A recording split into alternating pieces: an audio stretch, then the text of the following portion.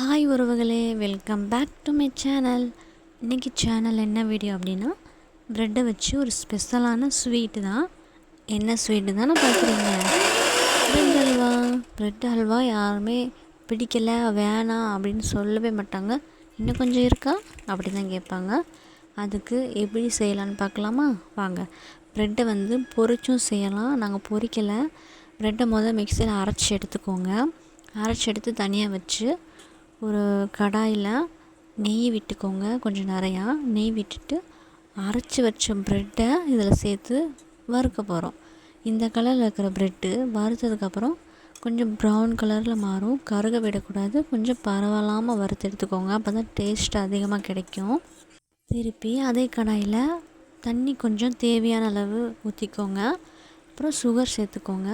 இது எதுக்குன்னா ஹல்வாவுக்கு ஸ்வீட்னஸ் வேணும்ல, அந்த இதுக்காண்டி ரெடி பண்ணுறோம். அதுக்கப்புறம் 4 ஏலக்காய் தட்டி போட்டுக்கோங்க.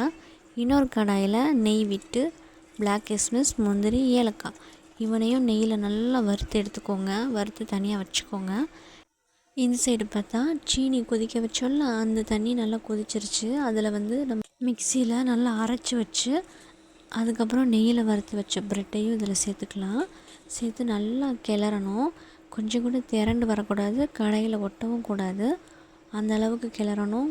அதுக்கு கொஞ்சம் கொஞ்சமாக நெய் விட்டு விட்டு கிளறுங்க. அப்போ தான் கடாயில் ஒட்டாமல் நல்லா அல்வா ஸ்டேஜுக்கு வரும். இப்போது அதை நல்லா கிளறிட்டே இருங்க. இப்போ எப்படி இருக்குது, கிளறினதுக்கப்புறம் எப்படி இருக்குதுன்னு பாருங்கள். கடாயில் ஒட்டாவே ஒட்டாது. இந்த மாதிரி நல்லா கிண்டிக்கிட்டே இருக்கணும். அல்வா செய்கிறதெல்லாம் சும்மாவா உறவுகளே? எவ்வளோ வேலை இருக்குது தெரியுமா? அதில் நம்ம அல்வான்னு ஈஸியாக சொல்லிட்டு போகிறோம். இதுக்கப்புறம் நெய்யில் வறுத்து வச்ச முந்திரி, பிளாக் கிஸ்மிஸ், ஏலக்காய் இவனையும் உள்ளே சேர்த்துக்கலாம். கடாயில் ஒட்டாமல் வந்தால் அது ஹல்வா.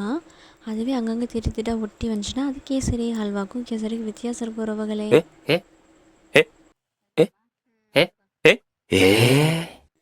எம்மியான